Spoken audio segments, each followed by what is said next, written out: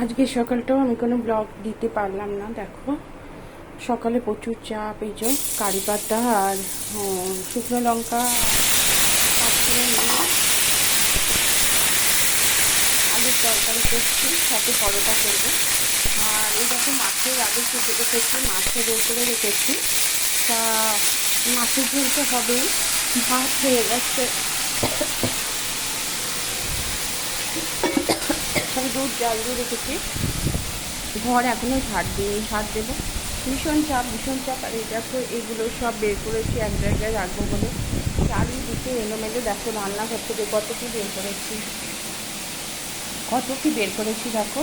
এইগুলো সব যেগুলো লাগবে না ফেলবো বাইরে। এই তাকটা দেখো পরিষ্কার করে নিয়েছি, এইগুলো পরিষ্কার করে নিয়েছি। এইগুলো দেখো সুন্দর করে পরিষ্কার করে নিয়েছি। এইটা দেখো পরিষ্কার করে নিয়েছি।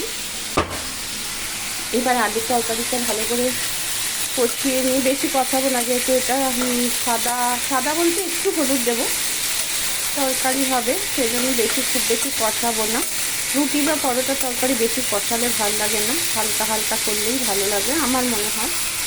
তা বন্ধুরা, আমার এই ছোট্ট ব্লগটা মানে মিনি ব্লগ কেমন লাগলো তোমরা অতি অবশ্যই জানাবে।